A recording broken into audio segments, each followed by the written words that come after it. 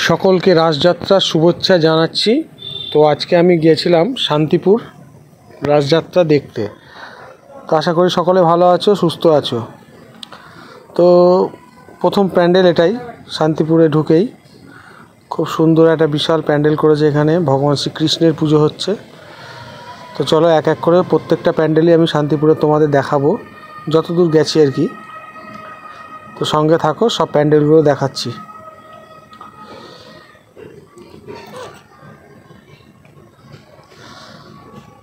শান্তিপুরে রাস হচ্ছে একটা ঐতিহ্য। মূলত পশ্চিমবঙ্গে শান্তিপুর এবং নবদ্বীপে এই দুটো জায়গায় রাস উৎসব খুব ধুমধামে হয়।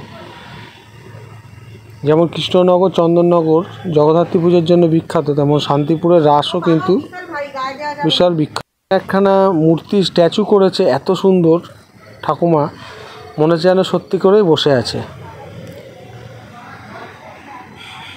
তো আজকে রাস পূর্ণিমার পুজো সকল মণ্ডপে হয়ে যাচ্ছে। আজ এবং কাল দুদিনই মণ্ডপে ঠাকুর থাকবে। আর আগামী পরশু দিন অর্থাৎ রবিবার হচ্ছে ভাঙা রাস। শান্তিপুরে ভাঙা রাস হচ্ছে ঐতিহ্য। রাতের বেলা বিসর্জনের সময় খুব সুন্দর লাইটিং সহকারে তারা বিসর্জন যায়। আমি এই বছরই প্রথম শান্তিপুর গেলাম রাস উৎসবে। আমার তো বেশ ভালোই লাগলো, যদিও আমি দিনের বেলা দেখেছিলাম, রাতের বেলা যাওয়া হয়নি। তো যা লাইটিংয়ের গেটগুলো দেখলাম তাতে বোঝাই গেল যে খুব সুন্দর লাইটিং করেছে। রাতের বেলা গেলে আরও ভালো লাগবে। তো তোমরা অবশ্যই রাতের বেলা আসতে পারো, খুব ভালো লাগবে তোমাদের। এখানে নারায়ণের পুজো হচ্ছে। তো একটা জিনিস দেখলাম যে শান্তিপুরের রাসে বেশিরভাগ প্যান্ডেলগুলোই ভোলেনাথ এবং নারায়ণ, বিষ্ণু এবং শ্রীরামের পুজোই বেশি দেখা গেল।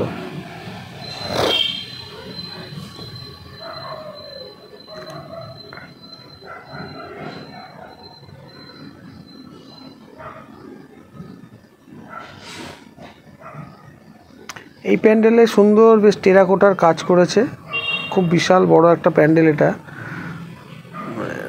এত সুন্দর কাজ সত্যি শিল্পীর হাতে। আর এইখানে করেছে সেই বাচ্চাদের আমরা ছোটোবেলায় দেখতাম ডিজনিল্যান্ড, সেই ডিজনিল্যান্ডের আদলে এখানে এই মণ্ডপটা তৈরি করা হয়েছে।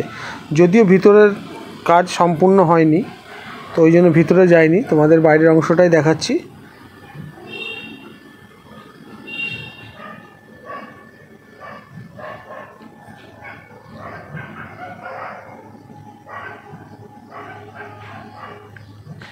চলে আসলাম আর একটা প্যান্ডেল।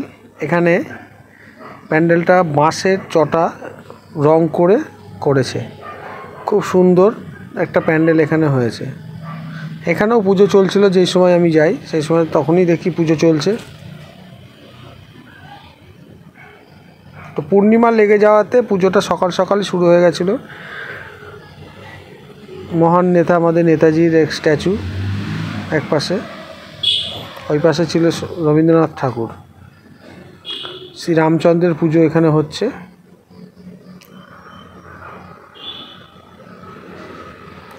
খুব সুন্দর প্রতিটা প্যান্ডেল, কোনো প্যান্ডেলকেই মানে চোখ ফেরানো যাবে না, এত সুন্দর প্যান্ডেল হয়েছে এখানে।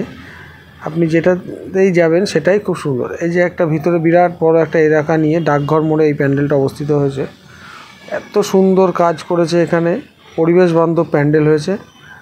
বাঁশ, চটা, দড়ি, কাঁচের শিশি এইগুলো দিয়ে এই প্যান্ডেলটা তৈরি করা হয়েছে।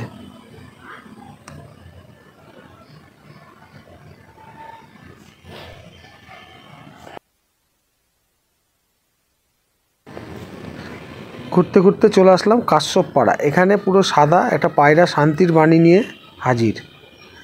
খুব সুন্দর প্যান্ডেলটা, সাদা ধবধবে, একেবারে শ্বেত সাদা যেটাকে বলা হয়। তো ভিতরে যাচ্ছি, দেখি কি ঠাকুর আছে দেখাই, চলুন সঙ্গে থাকুন, আপনাদেরও প্রতিমা দর্শন করাবো।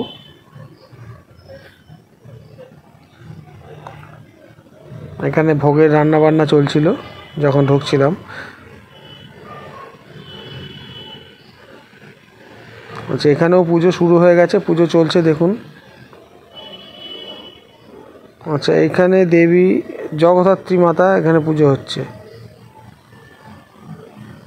ডাকের সাজে সজ্জিত মা এখানে। চতুর্ভুজা দেবী জগদ্ধাত্রী মাতাকে এখানে পুজো করা হয়। ভিতরে খুব সুন্দর কাজ হয়েছে এখানেও বাঁশ কাঠের তৈরি,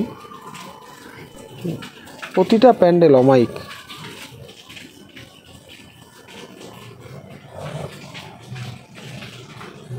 আর একটা প্যান্ডেলে চলে আসলাম দেখতে দেখতে। খুব অসাধারণ একটা প্যান্ডেল করেছে এখানে, থার্মোকল এবং কাপড়ের সহযোগে এই প্যান্ডেলটা করেছে। রাতে লাইটিং আরও সুন্দর লাগবে বোঝাই যাচ্ছে। তো আমি দিনের আলোতে দেখলাম, আমার তো বেশ ভালোই লাগলো। আপনাদের কেমন লাগছে ভিডিওটা একটু কমেন্ট করবেন প্লিজ। এরকম ছোট ছোট করে কিছু কিছু ব্লগ ভিডিও ছাড়বো, যদি আপনারা কমেন্ট লাইক করেন তাহলে আরও। এখানে 4 যুগের মহাভারতকে তুলে ধরা হয়েছে, দাপর, ত্রেতা, সত্যযুগ এবং কলিযুগ। এখানেও শ্রীরামের পুজো হচ্ছে দেখুন। এখানে প্রত্যেকটা প্যান্ডেলই দেখবার মতো। অবশেষে শেষ একটা প্যান্ডেলে পৌঁছে গেলাম। এখানে পুরোপুরি বাঁশের এই প্যান্ডেলটা দেখতে পাচ্ছেন আপনারা, এটা পুরো বাঁশ দিয়ে তৈরি। বাঁশ কেটে আঠা দিয়ে এটাকে তৈরি করা হয়েছে, ওপরে রঙের স্প্রে করা হয়েছে।